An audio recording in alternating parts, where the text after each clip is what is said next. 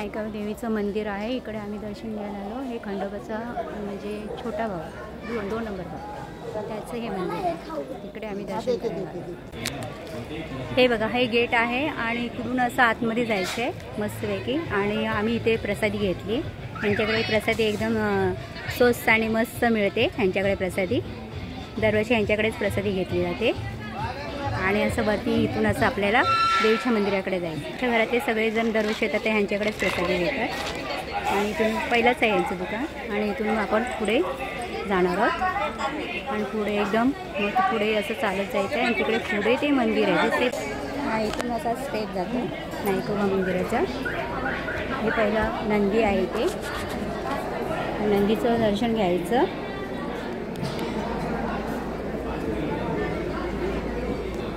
आणि तिकडे मग हे पूर्ण असं मंदिराला इकडून अशा लाईनी लागल्या होत्या. आणि तिथेपर्यंत देवाच्या दर्शनापर्यंत आपण पोचणार आहोत.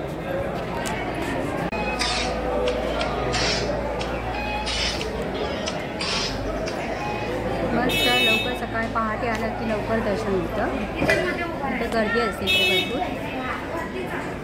नायकोबाचं मंदिर आहे मस्त. नायकोबा मंदिराचं हे आहे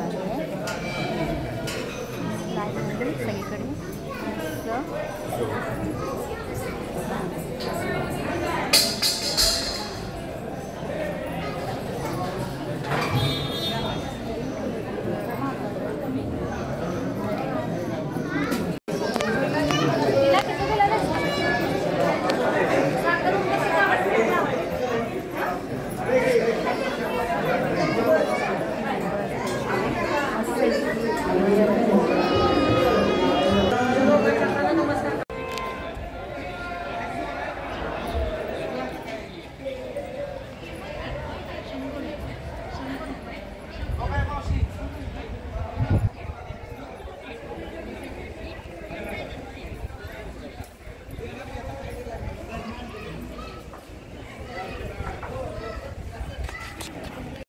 हे नायका देवीचं मंदिर आहे. इकडे आम्ही दर्शन घ्यायला आलो. हे खंडोबाचा म्हणजे छोटा भाऊ, 2 नंबर भाऊ, त्याचं हे मंदिर आहे.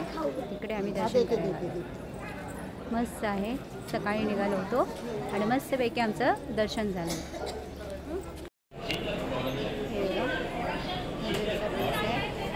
मस्त माझं दर्शन झालेलं आहे. मी आता मंदिरातून बाहेर पडलेली आहे आणि आता आपण घरी जाणार. हा मंदिराचा प्लेस आहे. आणि मस्तपैकी तिकडे लाईन लागली जाते. तिकडे दर्शनाला सकाळीच लोक येतात. इकडे पूजेचं सामान मिळतं. आणि मस्तपैकी 2 तासामध्ये येतं. म्हणजे माझ्या गावाकडून 2 तासामध्ये मी इकडे आलेले. मस्तपैकी दर्शन झाले. छान आहे प्लेस. आपण नवसाला पावणारा नायकोबा देव आहे. सगळ्यांच्या इच्छा आकांक्षा पूर्ण करणार.